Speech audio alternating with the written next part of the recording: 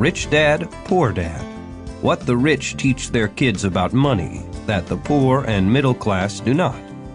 By Robert T. Kiyosaki. To parents everywhere, a child's first and most important teachers, and to all those who educate, influence, and lead by example. Acknowledgements. How does a person say thank you when there are so many people to thank? Obviously, this book is a thank you to my two fathers, who were powerful role models, and to my mom, who taught me love and kindness. The person most responsible for this book becoming a reality is my wife, Kim, my partner in marriage, business, and in life.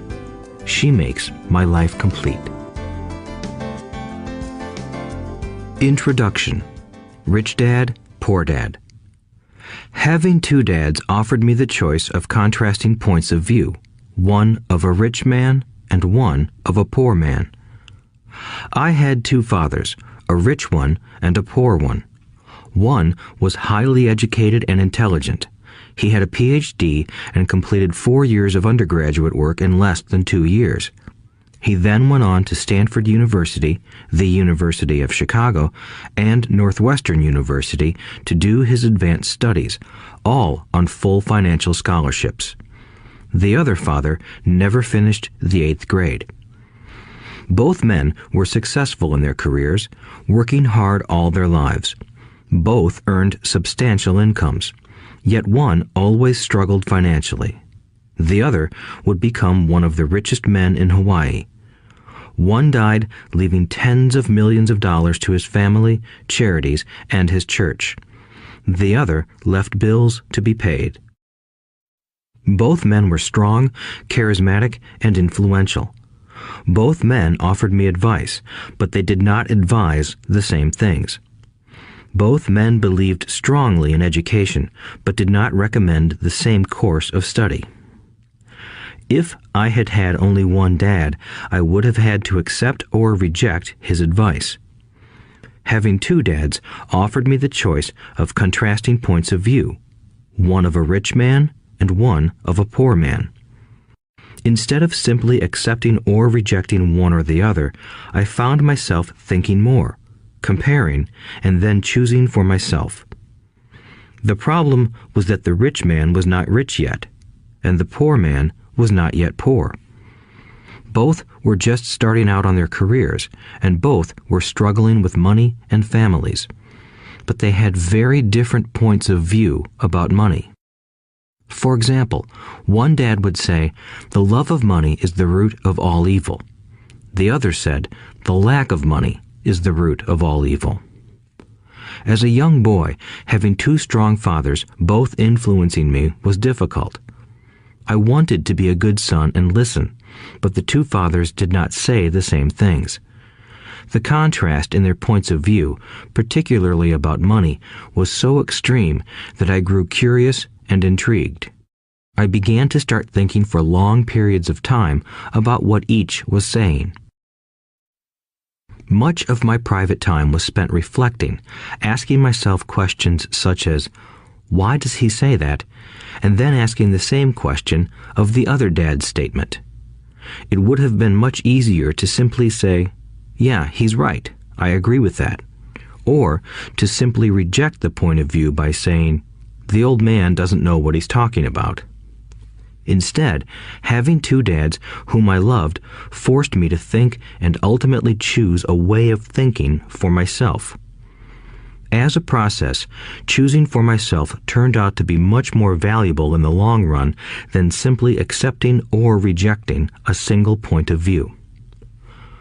One of the reasons the rich get richer, the poor get poorer, and the middle class struggles in debt is that the subject of money is taught at home, not in school. Most of us learn about money from our parents, so what can poor parents tell their child about money? They simply say, "Stay in school and study hard." The child may graduate with excellent grades, but with a poor person's financial programming and mindset. Sadly, money is not taught in schools. Schools focus on scholastic and professional skills, but not on financial skills. This explains how smart bankers, doctors, and accountants who earned excellent grades may struggle financially all of their lives. Our staggering national debt is due in large part to highly educated politicians and government officials making financial decisions with little or no training in the subject of money. Today, I often wonder what will soon happen when we have millions of people who need financial and medical assistance. They will be dependent upon their families or the government for financial support. What will happen when Medicare and Social Security run out of money? How will a nation survive if teaching children about money continues to be left to parents, most of whom will be, or already are, poor? Because I had two influential fathers, I learned from both of them. I had to think about each dad's advice, and in doing so, I gained valuable insight into the power and effect of one's thoughts on one's life. For example, one dad had a habit of saying, "I can't afford it." The other dad forbade those words to be used. He insisted I ask, "How can I afford it?"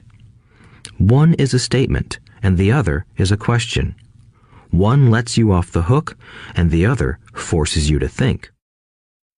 My soon-to-be rich dad would explain that by automatically saying the words, "I can't afford it," your brain stops working.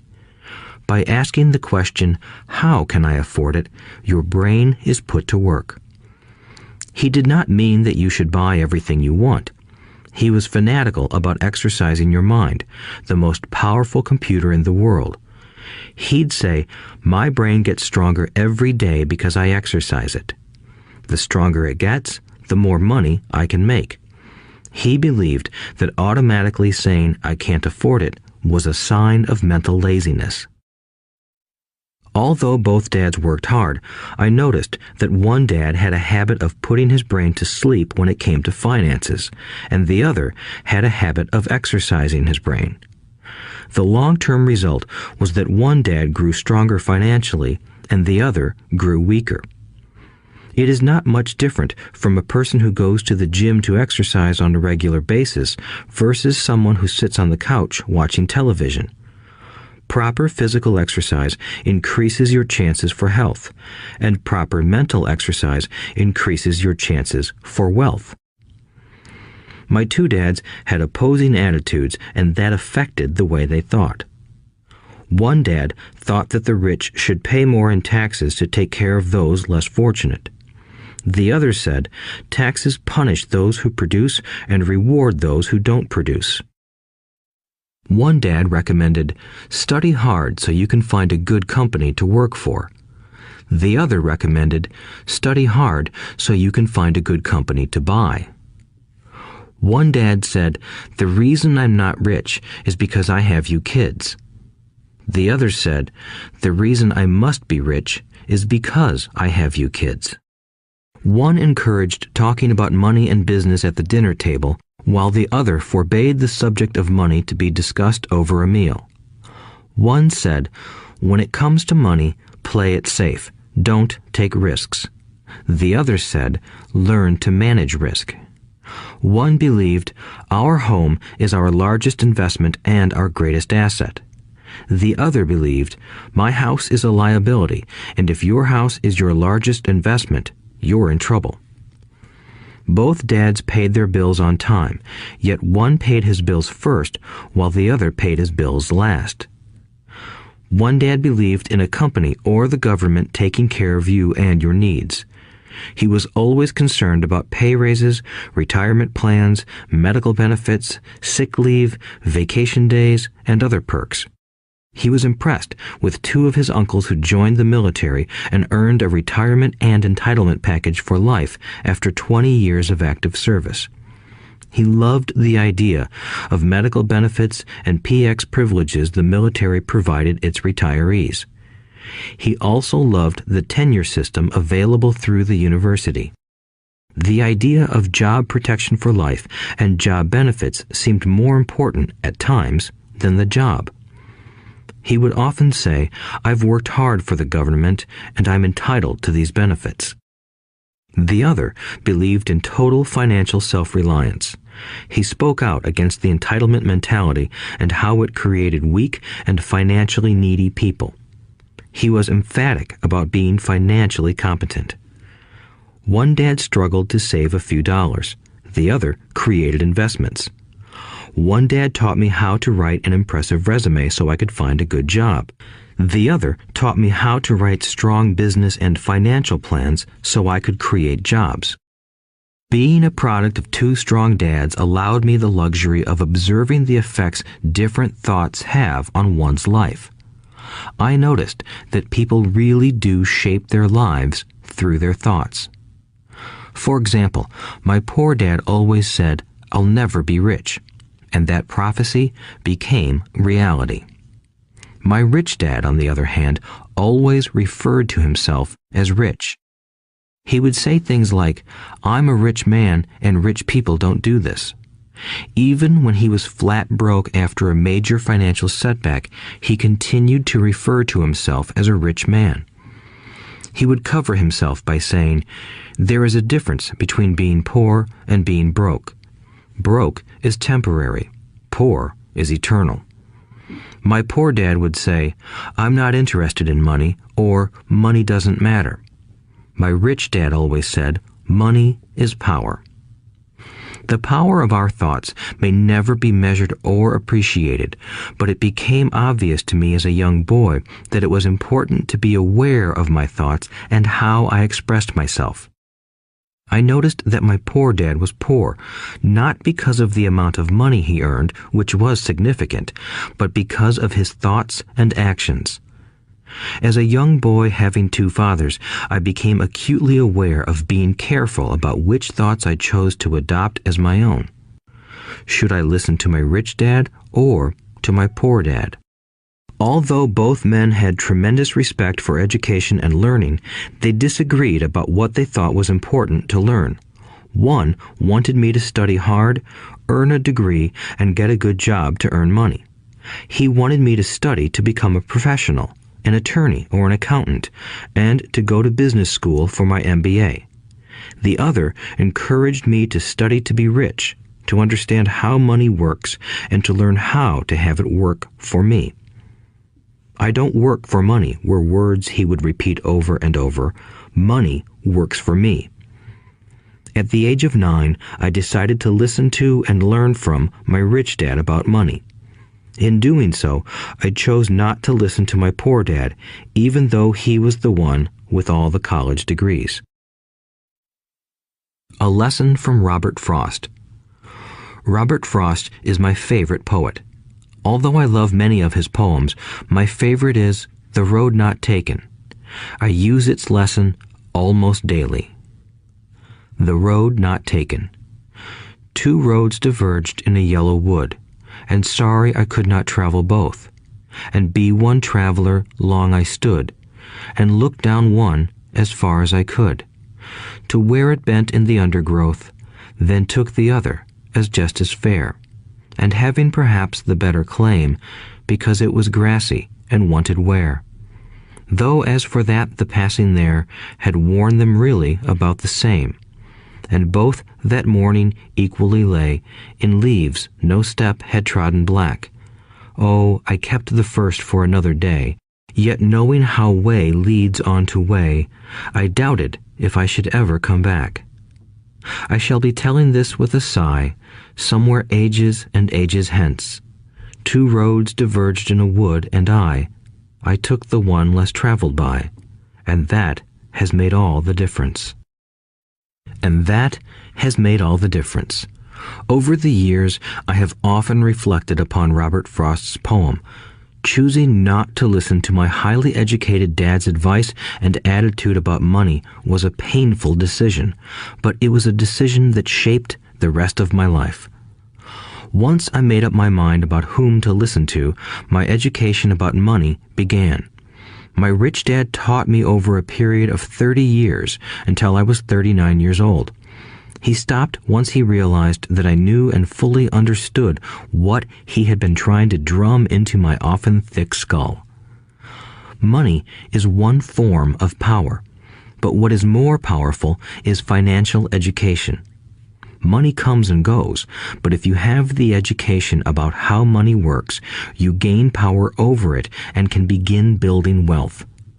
The reason positive thinking alone does not work is because most people went to school and never learned how money works, so they spend their lives working for money. Because I was only 9 years old when I started, the lessons my rich dad taught me were simple. And when it was all said and done, there were only 6 main lessons, repeated over 30 years. This audiobook is about those 6 lessons, put as simply as possible, just as simply as my rich dad put forth those lessons to me. The lessons are meant not to be answers, but guideposts that will assist you and your children to grow wealthier no matter what happens in a world of increasing change and uncertainty. Chapter 1. Lesson 1. The rich don't work for money. The poor and the middle class work for money. The rich have money work for them. Dad, can you tell me how to get rich? My dad put down the evening paper. Why do you want to get rich, son? Because today Jimmy's mom drove up in their new Cadillac and they were going to their beach house for the weekend. He took 3 of his friends, but Mike and I weren't invited. They told us we weren't invited because we were poor kids. They did? My dad asked incredulously.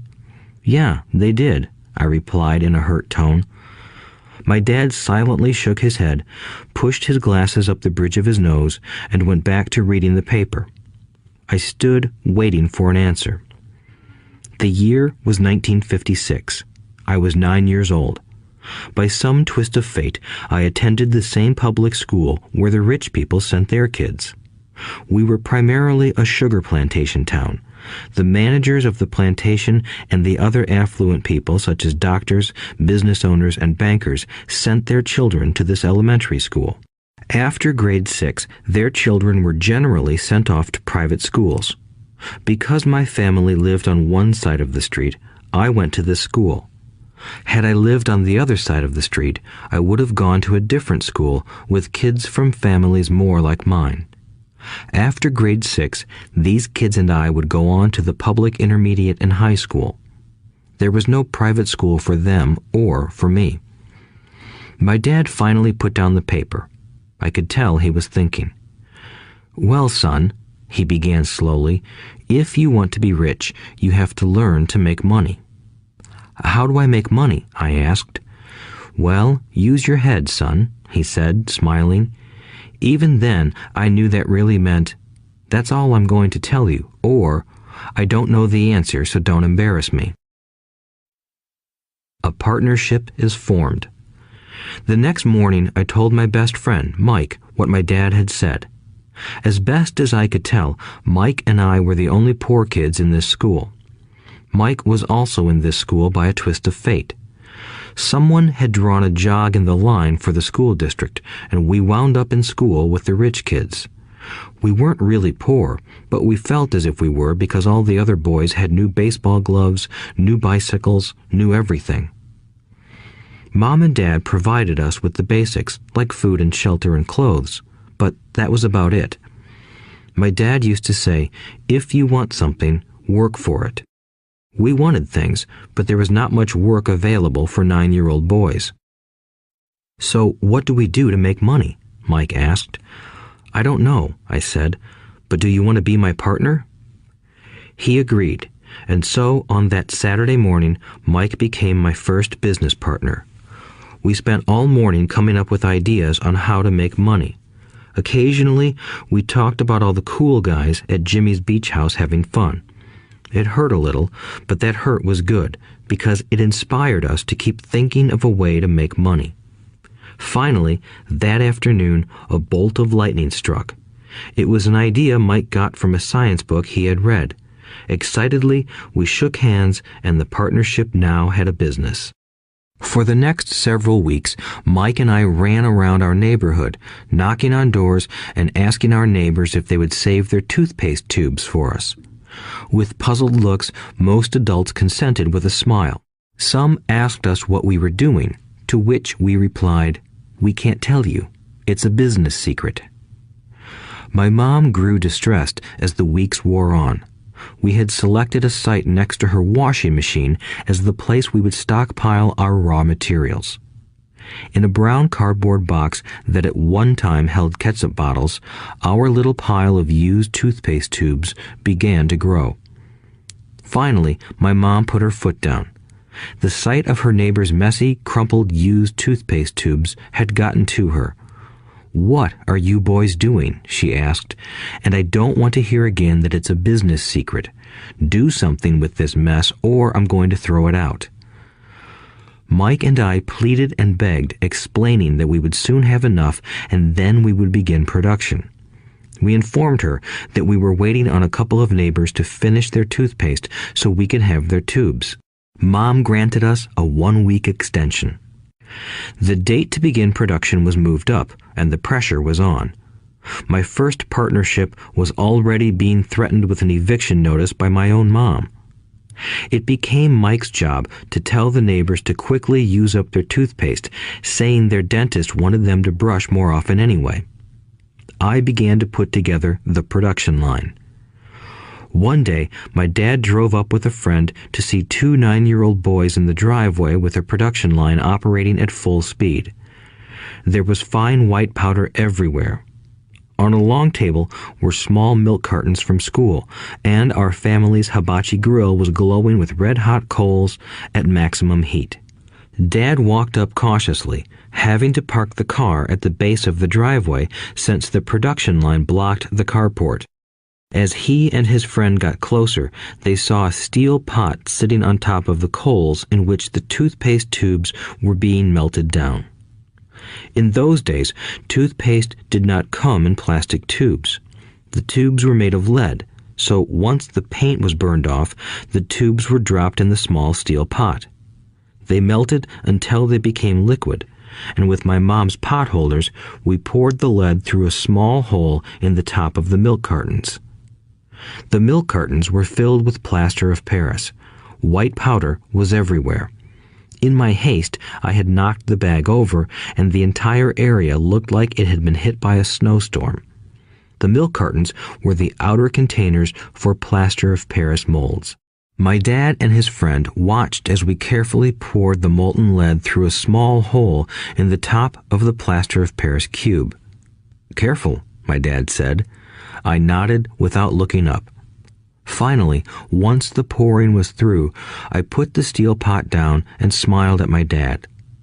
"What are you boys doing?" he asked with a cautious smile. "We're doing what you told me to do. We're going to be rich," I said. "Yup," said Mike, grinning and nodding his head. "We're partners."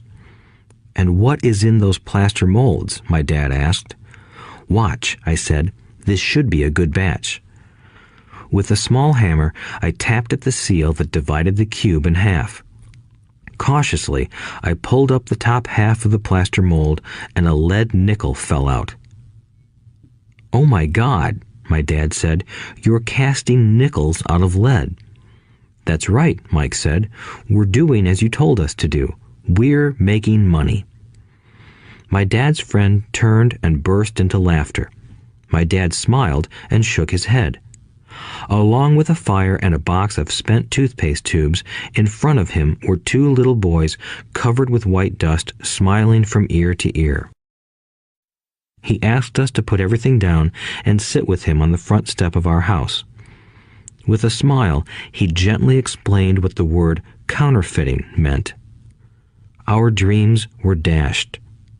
"You mean this is illegal?" asked Mike in a quivering voice. "Let them go," my dad's friend said. "They might be developing a natural talent." My dad glared at him. "Yes, it is illegal," my dad said gently, "but you boys have shown great creativity and original thought. Keep going. I'm really proud of you." Disappointed, Mike and I sat in silence for about 20 minutes before we began cleaning up our mess. The business was over on opening day. Sweeping the powder up, I looked at Mike and said, "I guess Jimmy and his friends are right. We are poor." My father was just leaving as I said that. "Boys," he said, "you're only poor if you give up. The most important thing is that you did something. Most people only talk and dream of getting rich. You've done something. I'm very proud of the two of you. I will say it again. Keep going. Don't quit." Mike and I stood there in silence. They were nice words, but we still did not know what to do. "So how come you're not rich, Dad?" I asked. "Because I chose to be a school teacher. School teachers really don't think about being rich. We just like to teach. I wish I could help you, but I really don't know how to make money." Mike and I turned and continued our cleanup. "I know," said my dad. "If you boys want to learn how to be rich, don't ask me. Talk to your dad, Mike." "My dad?" asked Mike with a scrunched-up face. "Yeah, your dad," repeated my dad with a smile. "Your dad and I have the same banker, and he raves about your father. He's told me several times that your father is brilliant when it comes to making money." "My dad?" Mike asked again in disbelief. "Then how come we don't have a nice car and a nice house like the rich kids at school?" "A nice car and a nice house don't necessarily mean you're rich or you know how to make money," my dad replied. "Jimmy's dad works for the sugar plantation. He's not much different from me. He works for a company and I work for the government. The company buys the car for him. The sugar company is in financial trouble, and Jimmy's dad may soon have nothing. Your dad is different, Mike. He seems to be building an empire, and I suspect in a few years he will be a very rich man." With that, Mike and I got excited again. With new vigor, we began cleaning up the mess caused by our now defunct first business. As we were cleaning, we made plans for how and when to talk to Mike's dad. The problem was that Mike's dad worked long hours and often did not come home until late. His father owned warehouses, a construction company, a chain of stores, and 3 restaurants. It was the restaurants that kept him out late. Mike caught the bus home after we had finished cleaning up. He was going to talk to his dad when he got home that night and ask him if he would teach us how to become rich. Mike promised to call as soon as he had talked to his dad, even if it was late. The phone rang at 8:30 p.m. "Okay," I said, "next Saturday." I put the phone down. Mike's dad had agreed to meet with us. On Saturday, I caught the 7:30 a.m. bus to the poor side of town. The lessons begin. Mike and I met with his dad that morning at 8 o'clock. He was already busy, having been at work for more than an hour. His construction supervisor was just leaving in his pickup truck as I walked up to his simple, small, and tidy home. Mike met me at the door. "Dad's on the phone, and he said to wait on the back porch," Mike said as he opened the door. The old wooden floor creaked as I stepped across the threshold of the aging house. There was a cheap mat just inside the door. The mat was there to hide the years of wear from countless footsteps that the floor had supported. Although clean, it needed to be replaced. I felt claustrophobic as I entered the narrow living room that was filled with old, musty, overstuffed furniture that today would be collector's items. Sitting on the couch were 2 women, both a little older than my mom. Across from the women sat a man in workman's clothes. He wore khaki slacks and a khaki shirt, neatly pressed but without starch, and polished work boots. He was about 10 years older than my dad.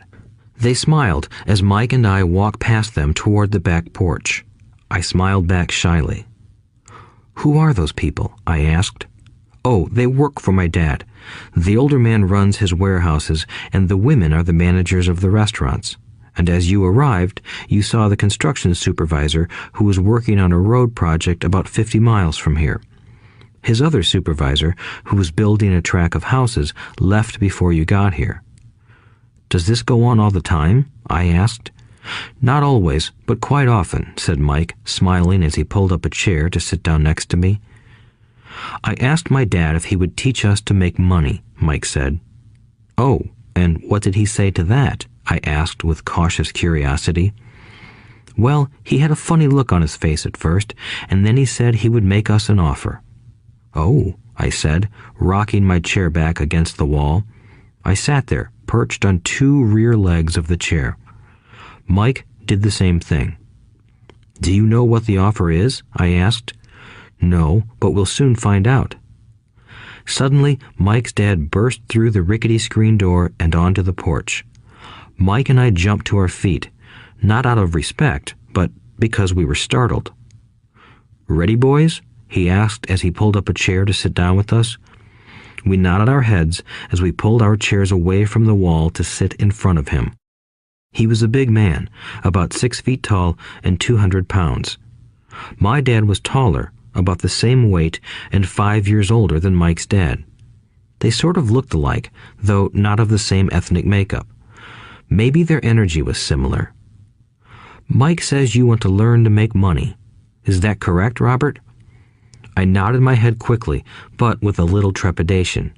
He had a lot of power behind his words and smile. "Okay, here's my offer. I'll teach you, but I won't do it classroom style. You work for me, I'll teach you. You don't work for me, I won't teach you. I can teach you faster if you work, and I'm wasting my time if you just want to sit and listen like you do in school. That's my offer. Take it or leave it." May I ask a question first?" I asked. "No. Take it or leave it. I've got too much work to do to waste my time. If you can't make up your mind decisively, then you'll never learn to make money anyway. Opportunities come and go. Being able to know when to make quick decisions is an important skill. You have the opportunity that you asked for. School is beginning, or it's over in 10 seconds, Mike's dad said with a teasing smile. "Take it," I said. "Take it," said Mike. "Good," said Mike's dad. "Mrs. Martin will be by in 10 minutes. After I'm through with her, you'll ride with her to my superette and you can begin working. I'll pay you 10 cents an hour and you'll work 3 hours every Saturday." "But I have a softball game today," I said. Mike's dad lowered his voice to a stern tone. "Take it or leave it," he said. "I'll take it," I replied, choosing to work and learn instead of playing. 30 cents later. By 9 a.m. that day, Mike and I were working for Mrs. Martin. She was a kind and patient woman. She always said that Mike and I reminded her of her 2 grown sons.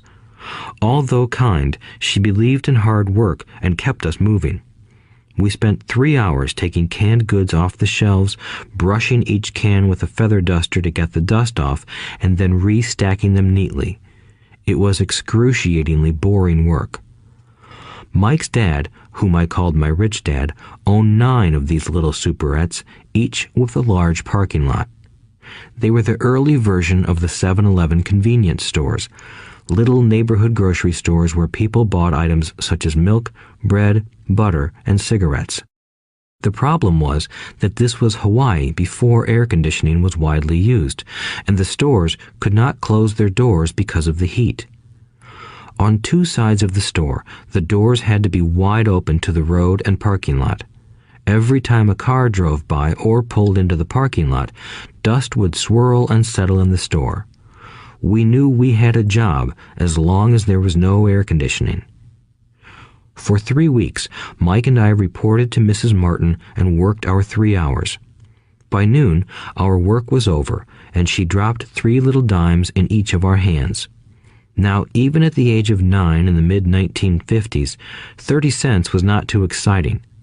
Comic books cost 10 cents back then, so I usually spent my money on comic books and went home. By Wednesday of the 4th week, I was ready to quit. I had agreed to work only because I wanted to learn to make money from Mike's dad, and now I was a slave for 10 cents an hour. On top of that, I had not seen Mike's dad since that first Saturday. "I'm quitting," I told Mike at lunchtime. School was boring, and now I did not even have my Saturdays to look forward to. But it was the 30 cents that really got to me. This time, Mike smiled. "What are you laughing at?" I asked with anger and frustration. "Dad said this would happen. He said to meet with him when you were ready to quit." "What?" I said indignantly. "He's been waiting for me to get fed up?" Sort of, Mike said. Dad's kind of different. He doesn't teach like your dad. Your mom and dad lecture a lot. My dad is quiet and a man of few words. You just wait till this Saturday. I'll tell him you're ready. You mean I've been set up? No, not really. But maybe. Dad will explain on Saturday. Waiting in line on Saturday. I was ready to face Mike's dad. Even my real dad was angry with him. My real dad, the one I called the poor one, thought that my rich dad was violating child labor laws and should be investigated. My educated poor dad told me to demand what I deserve, at least 25 cents an hour. My poor dad told me that if I did not get a raise, I was to quit immediately. You don't need that damn job anyway, said my poor dad with indignation. At 8 o'clock Saturday morning, I walked through the door of Mike's house when Mike's dad opened it. Take a seat and wait in line, he said as I entered. He turned and disappeared into his little office next to a bedroom. I looked around the room and didn't see Mike anywhere. Feeling awkward, I cautiously sat down next to the same two women who were there 4 weeks earlier. They smiled and slid down the couch to make room for me. 45 minutes went by, and I was steaming. The two women had met with him and left 30 minutes earlier. An older gentleman was in there for 20 minutes and was also gone.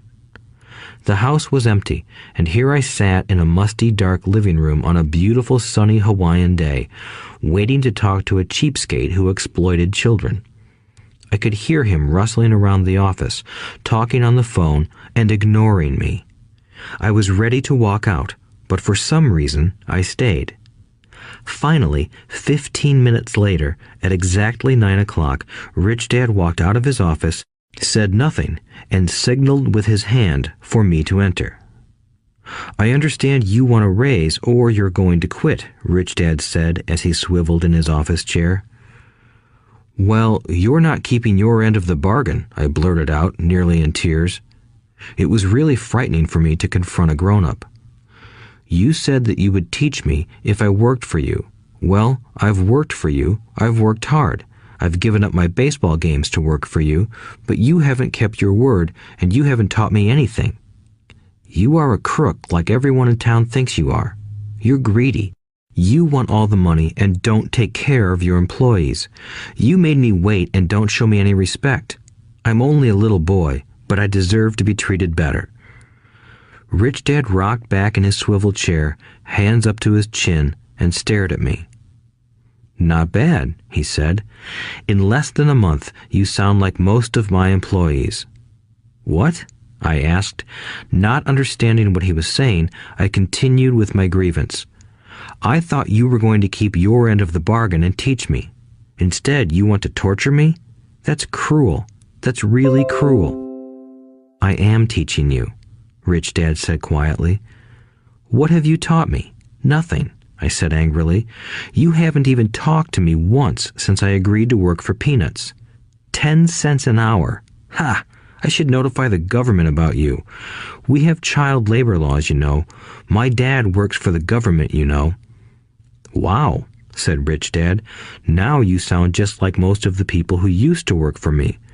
People I've either fired or who have quit. So, what do you have to say? I demanded, feeling pretty brave for a little kid. You lied to me. I've worked for you, and you have not kept your word. You haven't taught me anything. How do you know that I've not taught you anything? Asked Rich Dad calmly. Well, you've never talked to me. I've worked for 3 weeks, and you have not taught me anything, I said with a pout. Does teaching mean talking or a lecture? Rich Dad asked. Well, yes, I replied. That's how they teach you in school, he said, smiling. But that is not how life teaches you, and I would say that life is the best teacher of all. Most of the time, life does not talk to you. It just sort of pushes you around. Each push is life saying, wake up, there's something I want you to learn. What is this man talking about? I asked myself silently. Life pushing me around was life talking to me? Now I knew I had to quit my job. I was talking to someone who needed to be locked up. If you learn life's lessons, you will do well. If not, life will just continue to push you around. People do two things. Some just let life push them around. Others get angry and push back. But they push back against their boss, or their job, or their husband or wife. They do not know it's life that's pushing. I had no idea what he was talking about. Life pushes all of us around. Some people give up and others fight. A few learn the lesson and move on. They welcome life pushing them around. To these few people, it means they need and want to learn something. They learn and move on. Most quit, and a few, like you, fight. Rich Dad stood and shut the creaky old wooden window that needed repair. If you learn this lesson, you will grow into a wise, wealthy, and happy young man. If you don't, you will spend your life blaming a job, low pay, or your boss for your problems. You'll live life always hoping for that big break that will solve all your money problems. Rich Dad looked over at me to see if I was still listening. His eyes met mine. We stared at each other, communicating through our eyes. Finally, I looked away once I had absorbed his message. I knew he was right. I was blaming him, and I did ask to learn. I was fighting. Rich Dad continued, "Or, if you are the kind of person who has no guts, you just give up every time life pushes you. If you are that kind of person, you'll live all your life playing it safe, doing the right things, saving yourself for some event that never happens. Then you die a boring old man. You'll have lots of friends who really like you because you were such a nice, hard-working guy. But the truth is that you let life push you into submission. Deep down, you were terrified of taking risks. You really wanted to win, but the fear of losing was greater than the excitement of winning. Deep inside, you and only you will know you didn't go for it. You chose to play it safe." Our eyes met again. "You've been pushing me around?" I asked. "Some people might say that," smiled Rich Dad. "I would say that I just gave you a taste of life."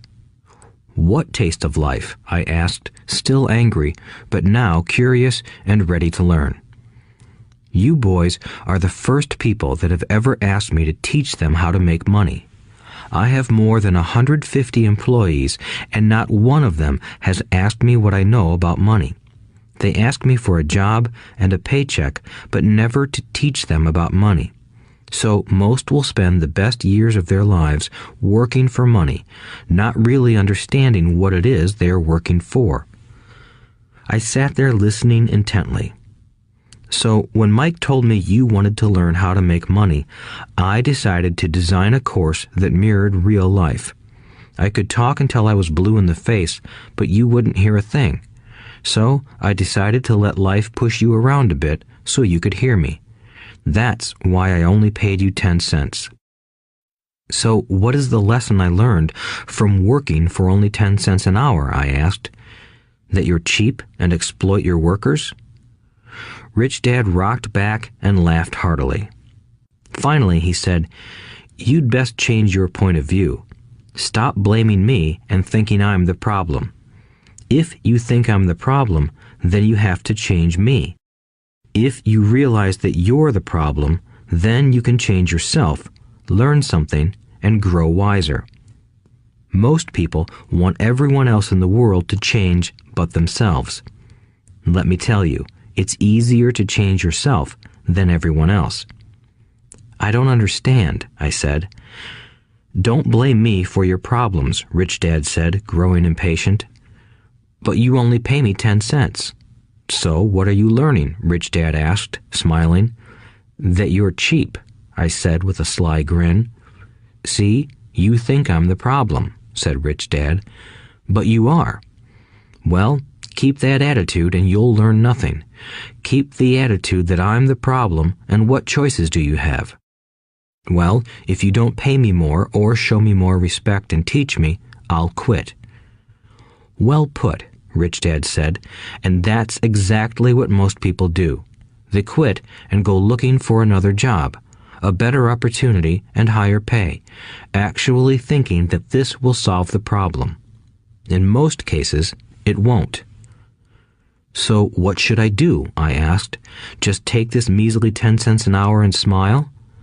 Rich Dad smiled. That's what the other people do. But that's all they do, waiting for a raise, thinking that more money will solve their problems. Most just accept it, and some take a second job working harder, but again, accepting a small paycheck. I sat staring at the floor, beginning to understand the lesson Rich Dad was presenting. I could sense it was a taste of life. Finally, I looked up and asked, "So what will solve the problem?" "This," he said, leaning forward in his chair and tapping me gently on the head. "This stuff between your ears."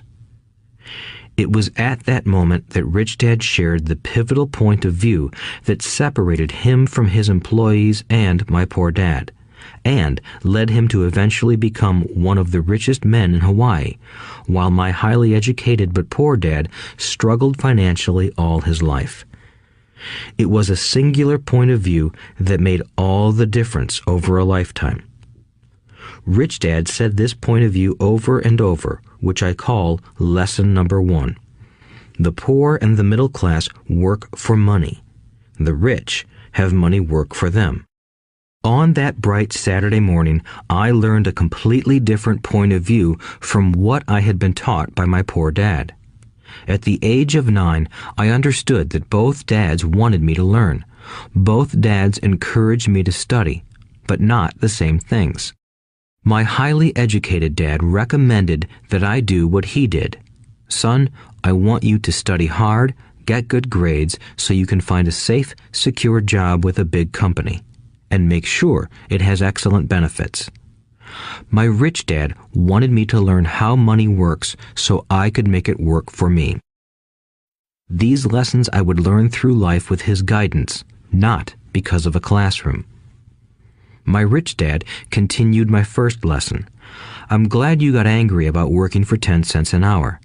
If you hadn't got angry and had simply accepted it, I would have to tell you that I could not teach you.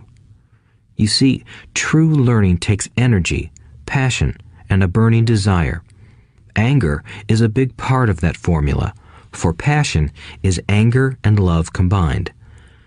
When it comes to money, most people want to play it safe and feel secure, so passion does not direct them. Fear does.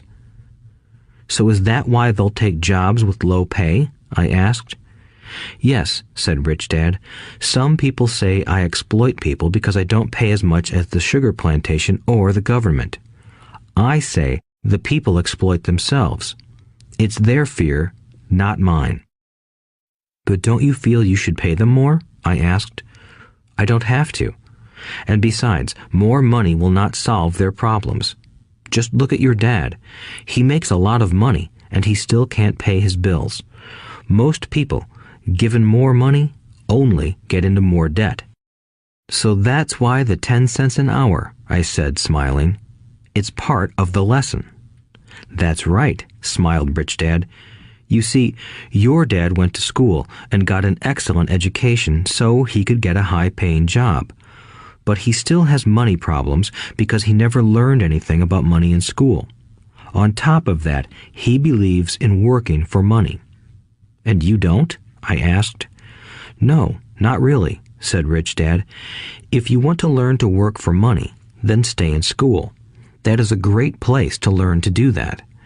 But if you want to learn how to have money work for you, then I will teach you that. But only if you want to learn. Wouldn't everyone want to learn that? I asked. No, said Rich Dad, simply because it's easier to learn to work for money, especially if fear is your primary emotion when the subject of money is discussed. I don't understand, I said with a frown. Don't worry about that for now. Just know that it's fear that keeps most people working at a job. The fear of not paying their bills, the fear of being fired, the fear of not having enough money, and the fear of starting over. That's the price of studying to learn a profession or trade and then working for money. Most people become a slave to money and then get angry at their boss. Learning to have money work for you is a completely different course of study? I asked. Absolutely, Rich Dad answered. Absolutely. We sat in the silence on that beautiful Hawaiian Saturday morning. My friends had just started their Little League baseball game, but for some reason I was now thankful I had decided to work for 10 cents an hour. I sensed that I was about to learn something my friends wouldn't learn in school. Ready to learn? Asked Rich Dad. Absolutely, I said with a grin. I have kept my promise. I've been teaching you from afar, my Rich Dad said. At 9 years old, you've gotten a taste of what it feels like to work for money. Just multiply your last month by 50 years, and you will have an idea of what most people spend their life doing. I don't understand, I said. How did you feel waiting in line to see me, once to get hired and once to ask for more money? Terrible, I said. If you choose to work for money, that is what life will be like, said Rich Dad. And how did you feel when Mrs. Martin dropped 3 dimes in your hand for 3 hours of work? I felt like it wasn't enough. It seemed like nothing. I was disappointed, I said. And that is how most employees feel when they look at their paychecks, especially after all the tax and other deductions are taken out. At least you got 100%. You mean most workers don't get paid everything? I asked with amazement. Heavens no, said Rich Dad. The government always takes its share first. How do they do that? I asked. Taxes, said Rich Dad. You're taxed when you earn. You're taxed when you spend. You're taxed when you save. You're taxed when you die. Why do people let the government do that to them? The rich don't, said Rich Dad with a smile. The poor and the middle class do. I'll bet you that I earn more than your dad, yet he pays more in taxes. How can that be? I asked. At my age, that made no sense to me. Why would someone let the government do that to them? Rich Dad rocked slowly and silently in his chair, just looking at me. Ready to learn? He asked. I nodded my head slowly. As I said, there is a lot to learn. Learning how to have money work for you is a lifetime study. Most people go to college for 4 years and their education ends. I already know that my study of money will continue over my lifetime, simply because the more I find out I need to know. Most people never study the subject. They go to work, get their paycheck, balance their checkbooks, and that's it. Then they wonder why they have money problems. They think that more money will solve the problem, and don't realize that it's their lack of financial education that is the problem. So my dad has tax problems because he doesn't understand money? I asked, confused. Look, said Rich Dad, taxes are just one small section on learning how to have money work for you.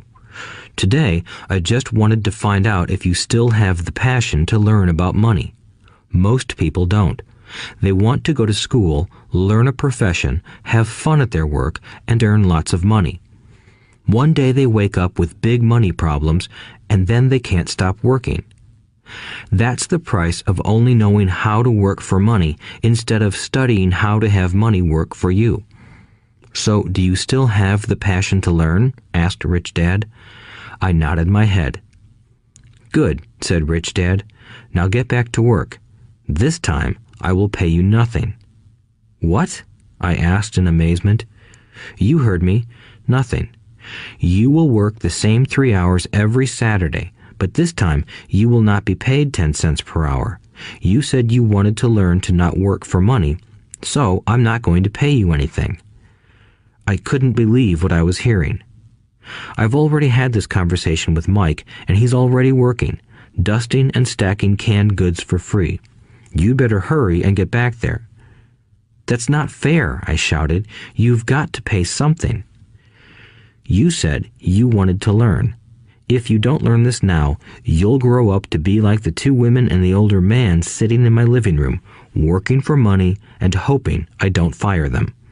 Or, like your dad, earning lots of money only to be in debt up to his eyeballs, hoping more money will solve the problem. If that's what you want, I'll go back to our original deal of 10 cents an hour. Or you can do what most adults do. Complain that there is not enough pay, quit, and go looking for another job. But what do I do? I asked. Rich Dad tapped me on the head. Use this, he said. If you use it well, you will soon thank me for giving you an opportunity, and you will grow into a rich man. I stood there, still not believing what a raw deal I was handed. I came to ask for a raise, and somehow I was instead working for nothing. Rich Dad tapped me on the head again and said, "Use this. Now, get out of here and get back to work." Lesson number 1.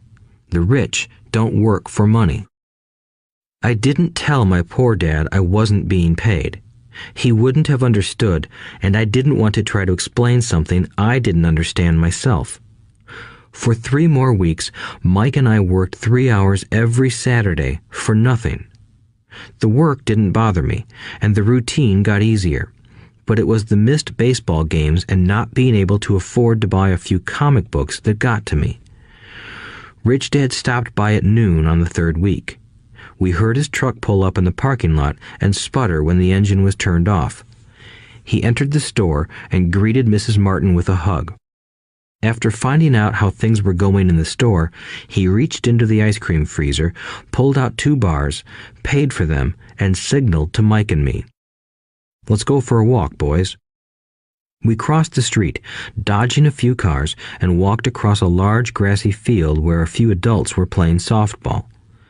Sitting down at a lone picnic table, he handed Mike and me the treats. "How's it going, boys?" "Okay," Mike said. I nodded in agreement. "Learn anything yet?" Rich Dad asked. Mike and I looked at each other, shrugged our shoulders, and shook our heads in unison. Avoiding one of life's biggest traps. Well, you boys had better start thinking. You're staring at one of life's biggest lessons. If you learn it, you'll enjoy a life of great freedom and security. If you don't, you'll wind up like Mrs. Martin and most of the people playing softball in this park. They work very hard for little money, clinging to the illusion of job security and looking forward to a 3-week vacation each year and maybe a skimpy pension after 45 years of service. If that excites you, I'll give you a raise to 25 cents an hour. But these are good, hard-working people. Are you making fun of them? I demanded. A smile came over Rich Dad's face. Mrs. Martin is like a mother to me. I would never be that cruel. I may sound unkind because I'm doing my best to point something out to the 2 of you. I want to expand your point of view so you can see something most people never have the benefit of seeing because their vision is too narrow. Most people never see the trap they are in. Mike and I sat there, uncertain of his message. He sounded cruel, yet we could sense he was trying to drive home a point. With a smile, Rich Dad said, "Doesn't that 25 cents an hour sound good? Doesn't it make your heart beat a little faster?" I shook my head no, but it really did. 25 cents an hour would be big bucks to me. "Okay, I'll pay you $1 an hour," Rich Dad said, with a sly grin. Now my heart started to race. My brain was screaming, "Take it, take it."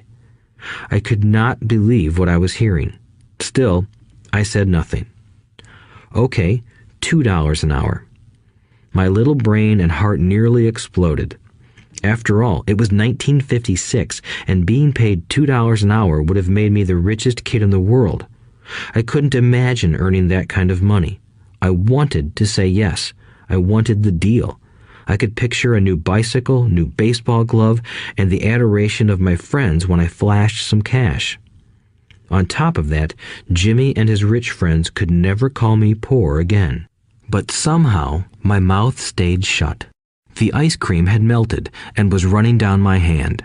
Rich Dad was looking at two boys staring back at him, eyes wide open and brains empty. He was testing us, and he knew there was a part of our emotions that wanted to take the deal. He understood that every person has a weak and needy part of their soul that can be bought, and he knew that every individual also had a part of their soul that was resilient and could never be bought. It was only a question of which one was stronger. Okay, $5 an hour.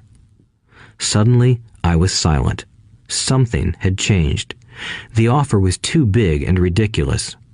Not many grown-ups in 1956 made more than that, but quickly my temptation disappeared and calm set in.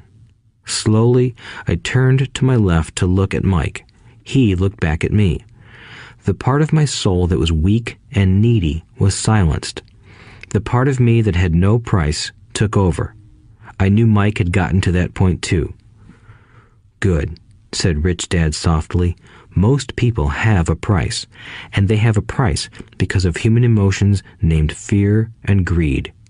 First, the fear of being without money motivates us to work hard, and then, once we get that paycheck, greed or desire starts us thinking about all the wonderful things money can buy.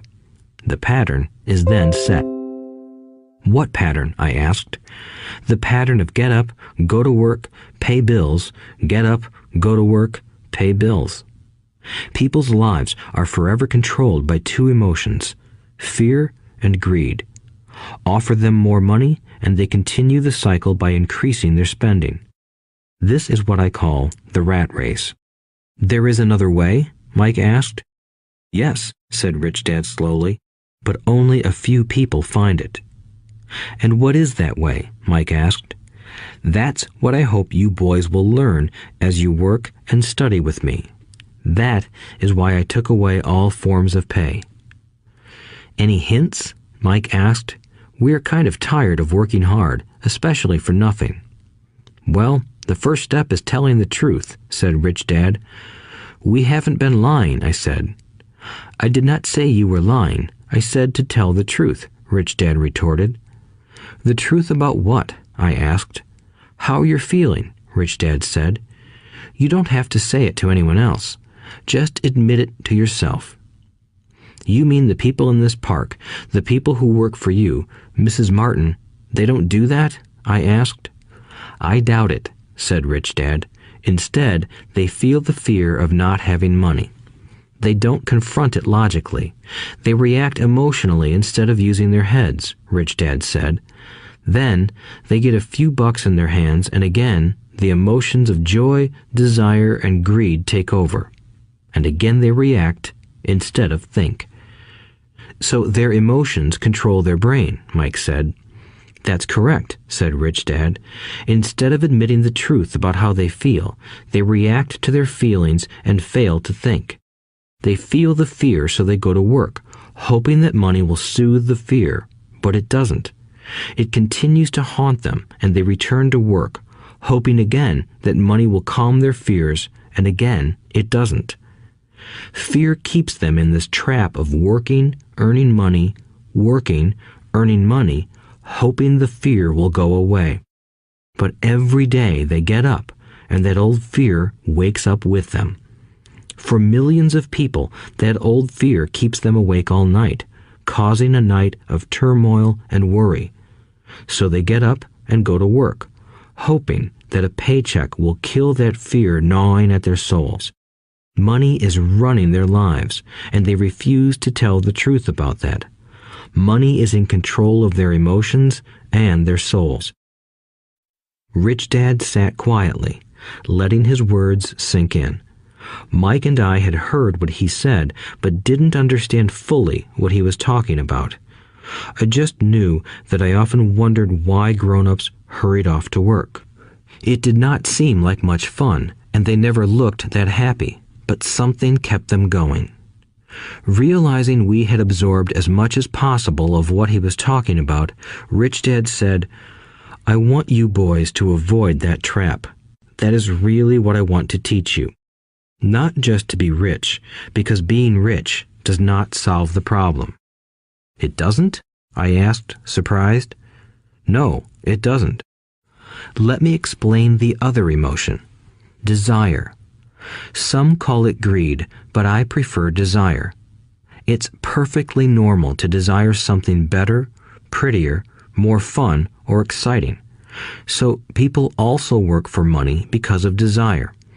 They desire money for the joy they think it can buy.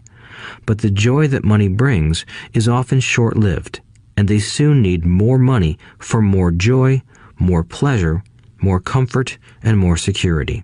So they keep working, thinking money will soothe their souls that are troubled by fear and desire.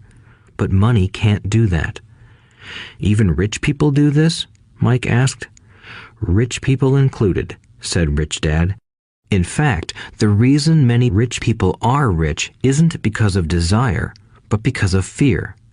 They believe that money can eliminate the fear of being poor, so they amass tons of it, only to find the fear gets worse. Now they fear losing the money. I have friends who keep working even though they have plenty. I know people who have millions who are more afraid now than when they were poor. They're terrified of losing it all. The fears that drove them to get rich got worse. That weak and needy part of their soul is actually screaming louder. They don't want to lose the big houses, the cars, and the high life money has bought them. They worry about what their friends would say if they lost all their money. Many are emotionally desperate and neurotic, although they look rich and have more money. So, is a poor man happier? I asked. No, I don't think so, replied Rich Dad. The avoidance of money is just as psychotic as being attached to money. As if on cue, the town derelict went past our table, stopping by the large rubbish can and rummaging around in it. The three of us watched him with great interest, when before we probably would have just ignored him. Rich Dad pulled $1 out of his wallet and gestured to the older man. Seeing the money, the derelict came over immediately, took the bill, thanked Rich Dad profusely, and hurried off, ecstatic with his good fortune. He's not much different from most of my employees, said Rich Dad. I've met so many people who say, "Oh, I'm not interested in money," yet they'll work at a job for 8 hours a day. That's a denial of truth.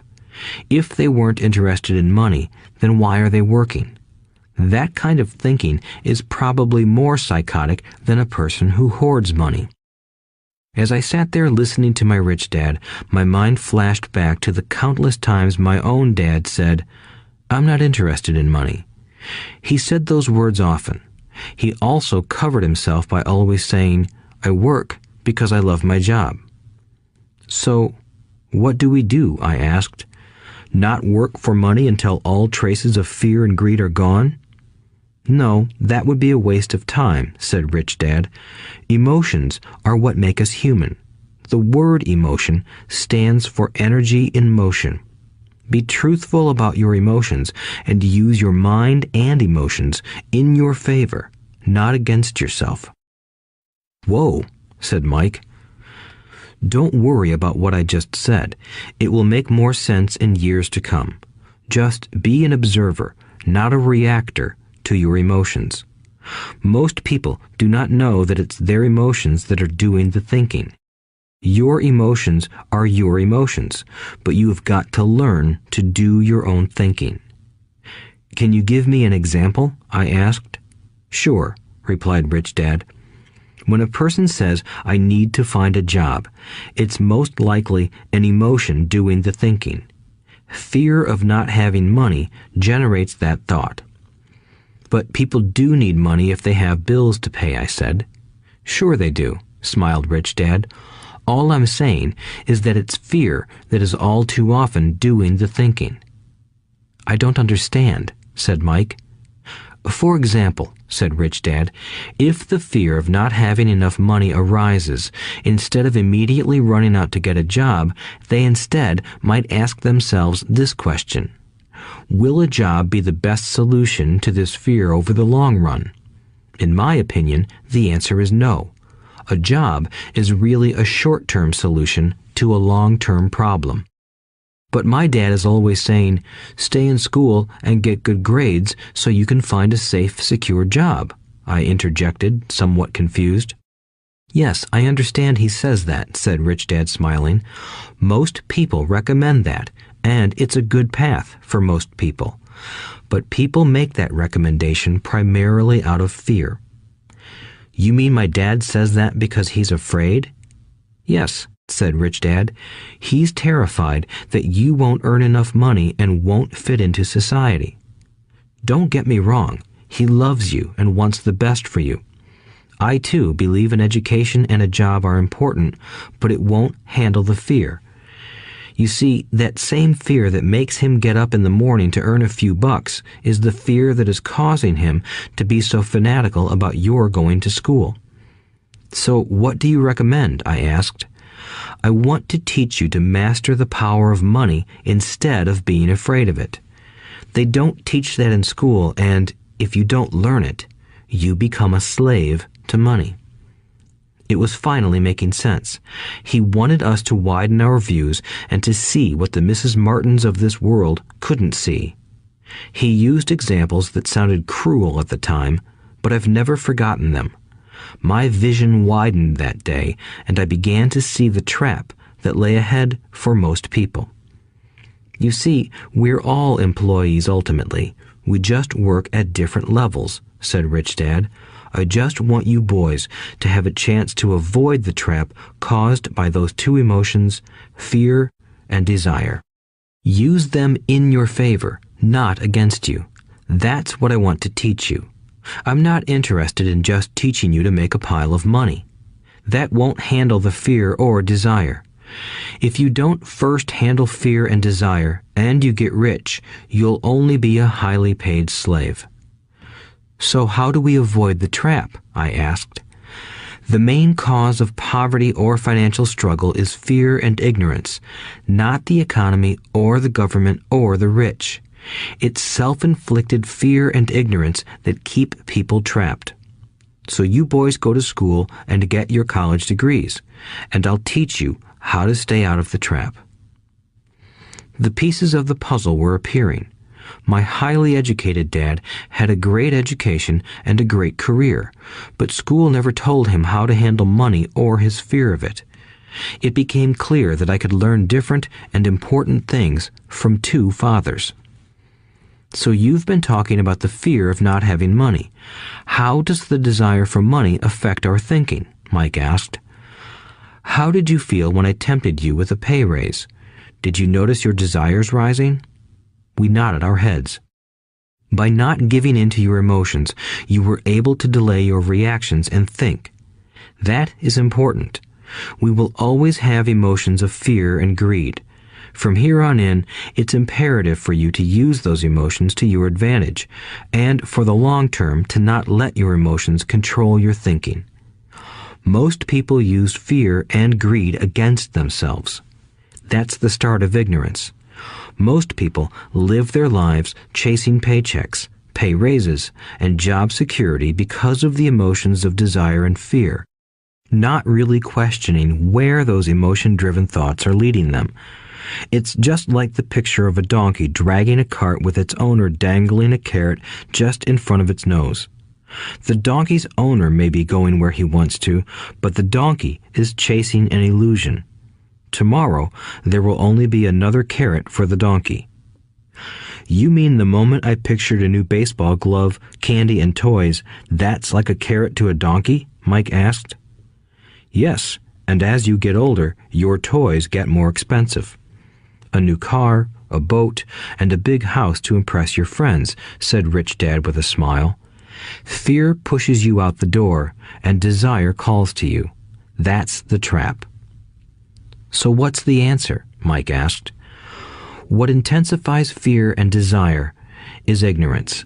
That is why rich people with lots of money often have more fear the richer they get. Money is the carrot, the illusion. If the donkey could see the whole picture, it might rethink its choice to chase the carrot. Rich Dad went on to explain that a human's life is a struggle between ignorance and illumination. He explained that once a person stops searching for information and self-knowledge, ignorance sets in. That struggle is a moment-to-moment decision to learn to open or close one's mind. Look, school is very important. You go to school to learn a skill or profession to become a contributing member of society. Every culture needs teachers, doctors, mechanics, artists, cooks, business people, police officers, firefighters, and soldiers. Schools train them so society can thrive and flourish, said Rich Dad. Unfortunately, for many people, school is the end, not the beginning.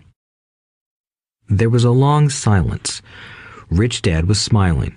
I didn't comprehend everything he said that day, but as with most great teachers, his words continued to teach for years. I've been a little cruel today, said Rich Dad, but I want you to always remember this talk. I want you to always think of Mrs. Martin, and I want you always to remember that donkey. Never forget that fear and desire can lead you into life's biggest trap if you are not aware of them controlling your thinking. To spend your life living in fear, never exploring your dreams, is cruel. To work hard for money, thinking that it will buy you things that will make you happy, is also cruel. To wake up in the middle of the night terrified about paying bills is a horrible way to live. To live a life dictated by the size of a paycheck is not really living a life. Thinking that a job makes you secure is lying to yourself. That's cruel, and that's the trap I want you to avoid. I've seen how money runs people's lives. Don't let that happen to you. Please, don't let money run your life. A softball rolled under our table. Rich Dad picked it up and threw it back. So what does ignorance have to do with greed and fear? I asked. Because it is ignorance about money that causes so much greed and fear, said Rich Dad. Let me give you some examples. A doctor, wanting more money to better provide for his family, raises his fees. By raising his fees, it makes healthcare more expensive for everyone. It hurts the poor people the most, so they have worse health than those with money. Because the doctors raise their fees, the attorneys raise their fees. Because the attorneys' fees have gone up, school teachers want a raise, which raises our taxes, and on and on and on. Soon, there will be such a horrifying gap between the rich and the poor that chaos will break out and another great civilization will collapse. History proves that great civilizations collapse when the gap between the haves and have-nots is too great. Sadly, America is on that same course because we haven't learned from history. We only memorize historical dates and names, not the lesson. Aren't prices supposed to go up? I asked. In an educated society with a well-run government, prices should actually come down. Of course, that is often only true in theory. Prices go up because of greed and fear caused by ignorance. If schools taught people about money, there would be more money and lower prices. But schools focus only on teaching people to work for money, not how to harness money's power. But don't we have business schools? Mike asked. And haven't you encouraged me to go for my MBA? Yes, said Rich Dad, but all too often business schools train employees to become sophisticated bean counters.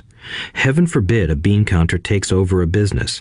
All they do is look at the numbers, fire people, and kill the business.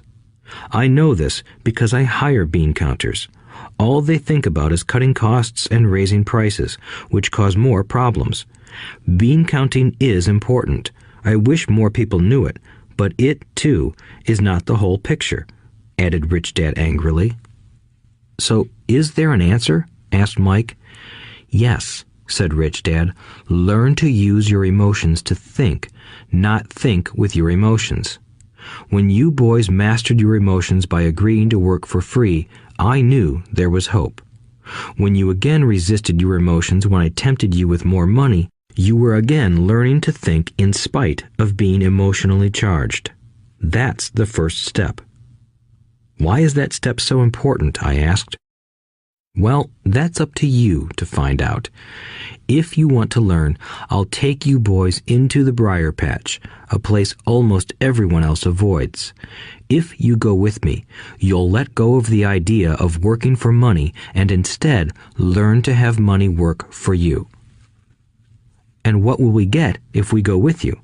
What if we agree to learn from you? What will we get? I asked. The same thing Brer Rabbit got, said Rich Dad, referring to the classic children's story. Is there a briar patch? I asked. Yes, said Rich Dad. The briar patch is our fear and greed. Confronting fear, weaknesses, and neediness by choosing our own thoughts is the way out. Choosing our thoughts? Mike asked, puzzled. Yes, choosing what we think rather than reacting to our emotions. Instead of just getting up and going to work because not having the money to pay your bills is scaring you, ask yourself, is working harder at this the best solution to this problem? Most people are too afraid to rationally think things through and instead run out the door to a job they hate. The tar baby is in control. That's what I mean by choosing your thoughts. And how do we do that? Mike asked. That's what I will teach you. I'll teach you to have a choice of thoughts rather than a knee-jerk reaction, like gulping down your morning coffee and running out the door. Remember what I said before. A job is only a short-term solution to a long-term problem. Most people have only one problem in mind, and it's short-term. It's the bills at the end of the month, the tar baby. Money controls their lives, or should I say the fear and ignorance about money controls it. So they do as their parents did. They get up every day and go work for money, not taking the time to ask the question, is there another way? Their emotions now control their thinking, not their heads. Can you tell the difference between emotions thinking and the head thinking? Mike asked. Oh yes, I hear it all the time, said Rich Dad. I hear things like, well, everyone has to work, or the rich are crooks, or I'll get another job, I deserve this raise, you can't push me around, or I like this job because it's secure. No one asks, is there something I'm missing here? Which would break through the emotional thought and give you time to think clearly. As we headed back to the store, Rich Dad explained that the rich really did make money. They did not work for it. He went on to explain that when Mike and I were casting 5-cent pieces out of lead, thinking we were making money, we were very close to thinking the way the rich think. The problem was that creating money is legal for the government and banks to do, but illegal for us to do. There are legal ways to create money from nothing, he told us. Rich Dad went on to explain that the rich know that money is an illusion, truly like the carrot for the donkey. It's only out of fear and greed that the illusion of money is held together by billions of people who believe that money is real. It's not. Money is really made up. It is only because of the illusion of confidence and the ignorance of the masses that this house of cards stands. He talked about the gold standard that America was on, and that each dollar bill was actually a silver certificate. What concerned him was the rumor that we would someday go off the gold standard and our dollars would no longer be backed by something tangible. If that happens, boys, all hell will break loose. The poor, the middle class, and the ignorant will have their lives ruined simply because they will continue to believe that money is real and that the company they work for, or the government, will look after them. We really did not understand what he was saying that day, but over the years, it made more and more sense. Seeing what others miss. As he climbed into his pickup truck outside his convenience store, Rich Dad said, "Keep working, boys, but the sooner you forget about needing a paycheck, the easier your adult life will be. Keep using your brain, work for free, and soon your mind will show you ways of making money far beyond what I could ever pay you. You will see things that other people never see. Most people never see these opportunities because they're looking for money and security, so that's all they get. The moment you see one opportunity, you'll see them for the rest of your life. The moment you do that, I'll teach you something else. Learn this, and you'll avoid one of life's biggest traps. Mike and I picked up our things from the store and waved goodbye to Mrs. Martin. We went back to the park, to the same picnic bench, and spent several more hours thinking and talking. We spent the next week at school thinking and talking too. For 2 more weeks, we kept thinking, talking, and working for free. At the end of the second Saturday, I was again saying goodbye to Mrs. Martin and looking at the comic book stand with a longing gaze. The hard thing about not even getting 30 cents every Saturday was that I didn't have any money to buy comic books. Suddenly, as Mrs. Martin said goodbye to Mike and me, I saw her do something I'd never seen her do before. Mrs. Martin was cutting the front page of the comic book in half. She kept the top half of the comic book cover and threw the rest of the book into a large cardboard box. When I asked her what she did with the comic books, she said, "I throw them away. I give the top half of the cover back to the comic book distributor for credit when he brings in the new comics. He's coming in an hour." Mike and I waited for an hour. Soon the distributor arrived, and I asked him if we could have the comic books. To my delight, he said, "You can have them if you work for this store and do not resell them." Remember our old business partnership? Well, Mike and I revived it. Using a spare room in Mike's basement, we began piling hundreds of comic books in that room. Soon, our comic book library was open to the public. We hired Mike's younger sister, who loved to study, to be head librarian. She charged each child 10 cents admission to the library, which was open from 2:30 p.m. to 4:30 p.m. every day after school. The customers, the children of the neighborhood, could read as many comics as they wanted in 2 hours. It was a bargain for them since a comic cost 10 cents each, and they could read 5 or 6 in 2 hours. Mike's sister would check the kids as they left to make sure they weren't borrowing any comic books. She also kept the books, logging in how many kids showed up each day, who they were, and any comments they might have. Mike and I averaged $9.50 per week over a 3-month period. We paid his sister $1 a week and allowed her to read the comics for free, which she rarely did since she was always studying. Mike and I kept our agreement by working in the store every Saturday and collecting all the comic books from the different stores. We kept our agreement to the distributor by not selling any comic books. We burned them once they got too tattered. We tried opening a branch office, but we could never quite find someone as trustworthy and dedicated as Mike's sister. At an early age, we found out how hard it was to find good staff. 3 months after the library first opened, a fight broke out in the room. Some bullies from another neighborhood pushed their way in, and Mike's dad suggested we shut down the business. So our comic book business shut down, and we stopped working on Saturdays at the convenience store. But Rich Dad was excited because he had new things he wanted to teach us. He was happy because we had learned our first lessons so well. We learned to make money work for us. By not getting paid for our work at the store, we were forced to use our imaginations to identify an opportunity to make money. By starting our own business, the comic book library, we were in control of our own finances, not dependent on an employer. The best part was that our business generated money for us even when we weren't physically there. Our money worked for us. Instead of paying us money, Rich Dad had given us so much more. Chapter 2. Lesson 2. Why teach financial literacy? It's not how much money you make, it's how much money you keep. In 1990, Mike took over his father's empire and is, in fact, doing a better job than his dad did. We see each other once or twice a year on the golf course. He and his wife are wealthier than you can imagine.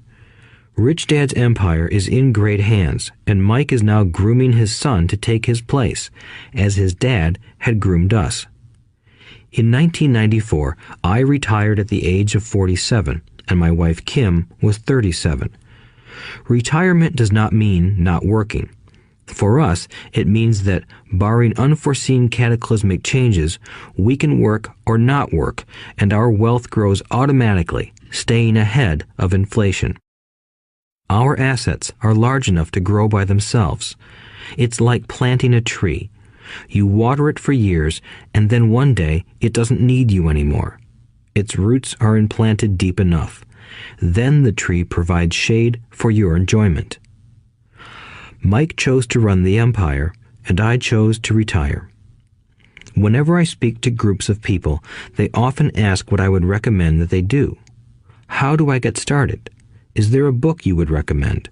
What should I do to prepare my children? What is your secret to success? How do I make millions? Whenever I hear one of these questions, I'm reminded of the following story. The Richest Businessmen. In 1923, a group of our greatest leaders and richest businessmen held a meeting at the Edgewater Beach Hotel in Chicago. Among them were Charles Schwab, head of the largest independent steel company; Samuel Insull, president of the world's largest utility; Howard Hobson, head of the largest gas company; Ivar Kruger, president of International Match Company, one of the world's largest companies at that time; Leon Fraser, president of the Bank of International Settlements; Richard Whitney, president of the New York Stock Exchange; Arthur Cotton and Jesse Livermore, two of the biggest stock speculators; and Albert Fall, a member of President Harding's cabinet. 25 years later, 9 of these titans ended their lives as follows. Schwab died penniless after living for 5 years on borrowed money. Insull died broke in a foreign land, and Kruger and Cotton also died broke. Hobson went insane. Whitney and Albert Fall were released from prison, and Fraser and Livermore committed suicide. I doubt if anyone can say what really happened to these men.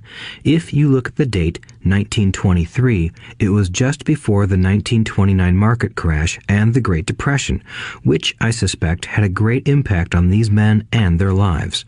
The point is this. Today, we live in times of greater and faster change than these men did. I suspect there will be many booms and busts in the coming years that will parallel the ups and downs these men faced. I am concerned that too many people are too focused on money and not on their greatest wealth, their education. If people are prepared to be flexible, keep an open mind, and learn, they will grow richer and richer despite tough changes. If they think money will solve problems, they will have a rough ride. Intelligence solves problems and produces money. Money without financial intelligence is money soon gone. Most people fail to realize that in life, it's not how much money you make, it's how much money you keep. We've all heard stories of lottery winners who are poor, then suddenly rich, and then poor again. They win millions, yet are soon back where they started. Or stories of professional athletes who at the age of 24 are earning millions, but are sleeping under a bridge 10 years later. I remember a story of a young basketball player who a year ago had millions. Today, at just 29, he claims his friends, attorney, and accountant took his money and he was forced to work at a car wash for minimum wage. He was fired from the car wash because he refused to take off his championship ring as he was wiping off the cars. His story made national news, and he is appealing his termination, claiming hardship and discrimination. He claims that the ring is all he has left, and if it was stripped away, he'll crumble. I know so many people who became instant millionaires, and while I am glad some people have become richer and richer, I caution them that in the long run, it's not how much money you make, it's how much you keep and how many generations you keep it. So when people ask, "Where do I get started?" or "Tell me how to get rich quick," they often are greatly disappointed with my answer. I simply say to them what my rich dad said to me when I was a little kid. If you want to be rich, you need to be financially literate. That idea was drummed into my head every time we were together. As I said, my educated dad stressed the importance of reading books, while my rich dad stressed the need to master financial literacy. If you are going to build the Empire State Building, the first thing you need to do is dig a deep hole and pour a strong foundation. If you are going to build a home in the suburbs, all you need to do is pour a 6-inch slab of concrete.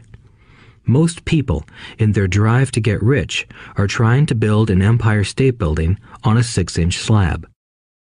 Our school system, created in the agrarian age, still believes in homes with no foundation. Dirt floors are still the rage, so kids graduate from school with virtually no financial foundation. One day, sleepless and deep in debt in suburbia, living the American dream, they decide that the answer to their financial problems is to find a way to get rich quick. Construction on the skyscraper begins. It goes up quickly, and soon, instead of the Empire State Building, we have the Leaning Tower of suburbia. The sleepless nights return. As for Mike and me in our adult years, both of our choices were possible because we were taught to pour a strong financial foundation when we were just kids. Accounting is possibly the most confusing, boring subject in the world, but if you want to be rich long term, it could be the most important subject. For Rich Dad, the question was how to take a boring and confusing subject and teach it to kids. The answer he found was to make it simple by teaching it in pictures. My rich dad poured a strong financial foundation for Mike and me. Since we were just kids, he created a simple way to teach us. For years, he only drew pictures and used few words. Mike and I understood the simple drawings, the jargon, the movement of money, and then in later years, Rich Dad began adding numbers. Today, Mike has gone on to master much more complex and sophisticated accounting analysis because he had to in order to run his empire. I am not as sophisticated because my empire is smaller, yet we come from the same simple foundation. Over the following pages, we will discuss those same simple line drawings Mike's dad created for us. Though basic, those drawings helped guide two little boys in building great sums of wealth on a solid and deep foundation. Rule number 1. You must know the difference between an asset and a liability, and buy assets. If you want to be rich, this is all you need to know. It is rule number 1. It is the only rule. This may sound absurdly simple, but most people have no idea how profound this rule is. Most people struggle financially because they do not know the difference between an asset and a liability. Rich people acquire assets. The poor and middle class acquire liabilities that they think are assets, said Rich Dad. When Rich Dad explained this to Mike and me, we thought he was kidding. Here we were, nearly teenagers, and waiting for the secret to getting rich. And this was his answer. It was so simple that we stopped for a long time to think about it. "What is an asset?" asked Mike. "Don't worry right now," said Rich Dad. "Just let the idea sink in. If you can comprehend the simplicity, your life will have a plan and be financially easy. It is simple. That is why the idea is missed." "You mean all we need to know is what an asset is, acquire them, and we'll be rich?" I asked. Rich Dad nodded his head. "It's that simple." "If it's that simple, how come everyone is not rich?" I asked. Rich Dad smiled. "Because people do not know the difference between an asset and a liability." I remember asking, how could adults be so misguided? If it is that simple, if it is that important, why would everyone not want to find out? It took Rich Dad only a few minutes to explain what assets and liabilities were. As an adult, I have difficulty explaining it to other adults. The simplicity of the idea escapes them because they have been educated differently. They were taught by other educated professionals, such as bankers, accountants, real estate agents, financial planners, and so forth. The difficulty comes in asking adults to unlearn or become children again. An intelligent adult often feels it is demeaning to pay attention to simplistic definitions. Rich Dad believed in the KISS principle. Keep it simple, stupid, or keep it super simple. So he kept it simple for us, and that made our financial foundation strong. So what causes the confusion? How could something so simple be so screwed up? Why would someone buy an asset that was really a liability? The answer is found in basic education. We focus on the word literacy and not financial literacy. What defines something to be an asset or a liability are not words. In fact, if you really want to be confused, look up the words asset and liability in the dictionary. I know the definition may sound good to a trained accountant, but for the average person, it makes no sense. But we adults are often too proud to admit that something does not make sense. To us young boys, Rich Dad said, "What defines an asset are not words, but numbers. And if you can't read the numbers, you can't tell an asset from a hole in the ground." In accounting, Rich Dad would say, it's not the numbers, but what the numbers are telling you. It's just like words. It's not the words, but the story the words are telling you. If you want to be rich, you've got to read and understand numbers. If I heard that once, I heard it 1,000 times from my rich dad. And I also heard the rich acquire assets and the poor and middle class acquire liabilities. Here is how to tell the difference between an asset and a liability. Most accountants and financial professionals do not agree with the definitions, but these simple drawings were the start of strong financial foundations for two young boys. An asset is something that puts money in my pocket. A liability is something that takes money out of my pocket. This is really all you need to know.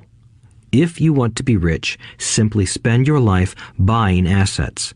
If you want to be poor or middle class, spend your life buying liabilities.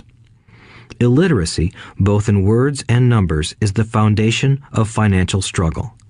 If people are having difficulties financially, there is something that they don't understand, either in words or numbers.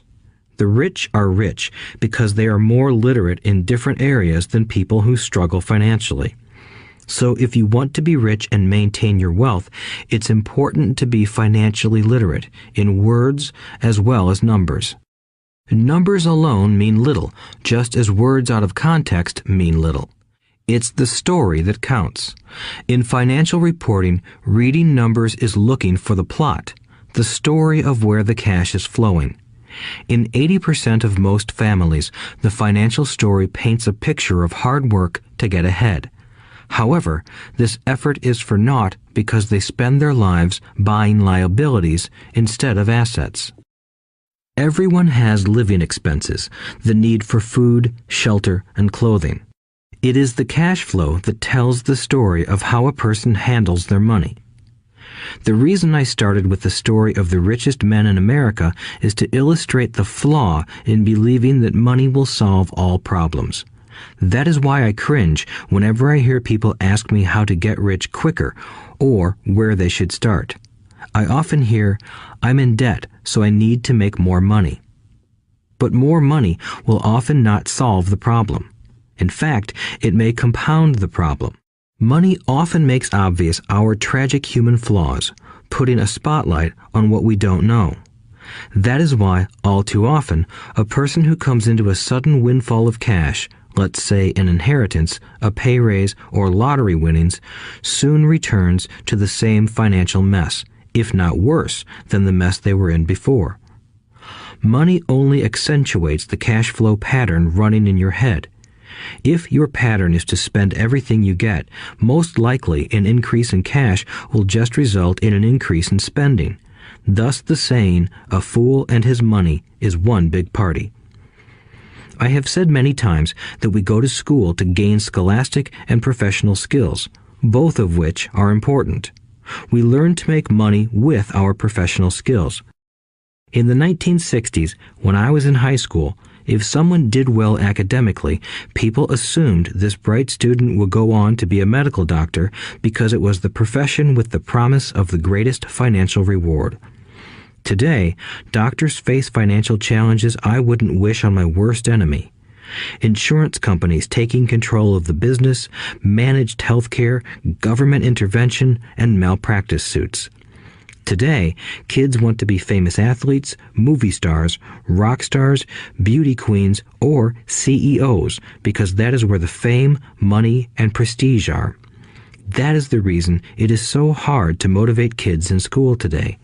They know that professional success is no longer solely linked to academic success, as it once was. Because students leave school without financial skills, millions of educated people pursue their profession successfully, but later find themselves struggling financially. They work harder, but don't get ahead. What is missing from their education is not how to make money, but how to manage money. It's called financial aptitude, what you do with the money once you make it, how to keep people from taking it from you, how to keep it longer, and how to make that money work hard for you. Most people don't understand why they struggle financially because they don't understand cash flow. A person can be highly educated, professionally successful, and financially illiterate. These people often work harder than they need to because they learned how to work hard, but not how to have their money work hard for them. The story of how the quest for a financial dream turns into a financial nightmare. The classic story of hardworking people has set a pattern. Recently married, the happy, highly educated young couple moves into one of their cramped, rented apartments. Immediately, they realize that they are saving money because two can live as cheaply as one. The problem is the apartment is cramped. They decide to save money to buy their dream home so they can have kids. They now have two incomes and they begin to focus on their careers. Their incomes begin to increase. As their incomes go up, their expenses go up as well. The number one expense for most people is taxes. Many people think it's income tax, but for most Americans, their highest tax is Social Security. As an employee, it appears as if the Social Security tax combined with the Medicare tax rate is roughly 7.5%, but it's really 15% since the employer must match the Social Security amount. In essence, it is money the employer can't pay you. On top of that, you still have to pay income tax on the amount deducted from your wages for Social Security tax. Income you never received because it went directly to Social Security through withholding. Going back to the young couple, as a result of their incomes increasing, they decide to buy the house of their dreams. Once in their house, they have a new tax called property tax. Then they buy a new car, new furniture, and new appliances to match their new house. All of a sudden, they wake up and their liabilities column is full of mortgage and credit card debt. Their liabilities go up. They're now trapped in the rat race. Pretty soon, a baby comes along and they work harder. The process repeats itself. Higher incomes cause higher taxes, also called bracket creep. A credit card comes in the mail. They use it. It maxes out. A loan company calls and says their greatest asset, their home, has appreciated in value.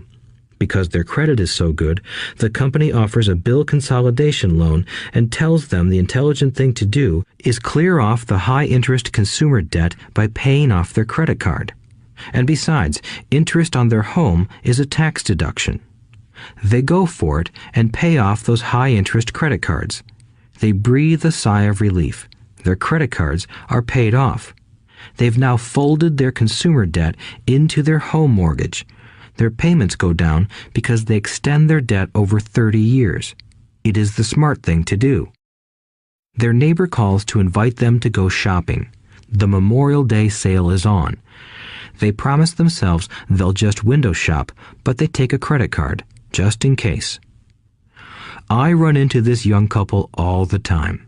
Their names change, but their financial dilemma is the same. They come to one of my talks to hear what I have to say. They ask me, "Can you tell us how to make more money?" They don't understand that their trouble is really how they choose to spend the money they do have. It is caused by financial illiteracy and not understanding the difference between an asset and a liability. More money seldom solves someone's money problems. Intelligence solves problems. There is a saying a friend of mine says over and over to people in debt. If you find you have dug yourself into a hole, stop digging. As a child, my dad often told us that the Japanese were aware of 3 powers: the power of the sword, the jewel, and the mirror. The sword symbolizes the power of weapons. America has spent trillions of dollars on weapons, and because of this is a powerful military presence in the world. The jewel symbolizes the power of money. There is some degree of truth to the saying, "Remember the golden rule. He who has the gold makes the rules." The mirror symbolizes the power of self-knowledge. This self-knowledge, according to Japanese legend, was the most treasured of the 3. All too often, the poor and middle class allow the power of money to control them. By simply getting up and working harder, failing to ask themselves if what they do makes sense, they shoot themselves in the foot as they leave for work every morning. By not fully understanding money, the vast majority of people allow its awesome power to control them. If they used the power of the mirror, they would have asked themselves, "Does this make sense?" All too often, instead of trusting their inner wisdom, that genius inside, most people follow the crowd. They do things because everybody else does them. They conform rather than question. Often, they mindlessly repeat what they have been told. Diversify. Your home is an asset. Your home is your biggest investment. You get a tax break for going into greater debt. Get a safe job. Don't make mistakes. Don't take risks. It is said that the fear of public speaking is a fear greater than death for most people. According to psychiatrists, the fear of public speaking is caused by the fear of ostracism, the fear of standing out, the fear of criticism, the fear of ridicule, and the fear of being an outcast. The fear of being different prevents most people from seeking new ways to solve their problems. That is why my educated dad said the Japanese valued the power of the mirror the most, for it is only when we look into it that we find truth. Fear is the main reason that people say, "Play it safe." That goes for anything, be it sports, relationships, careers, or money.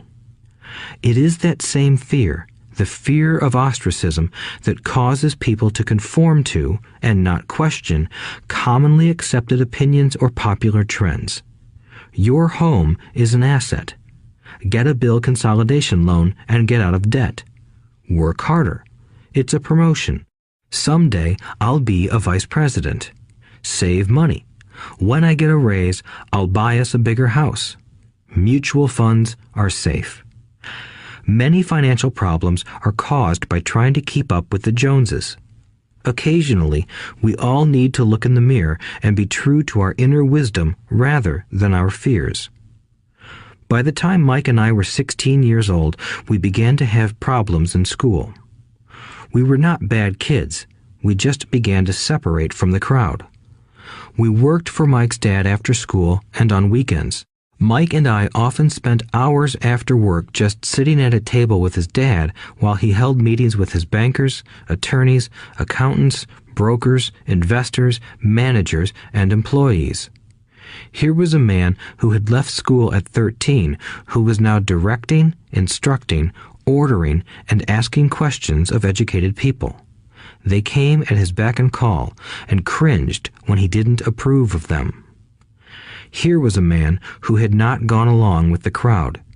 He was a man who did his own thinking and detested the words, "We have to do it this way because that's the way everyone else does it."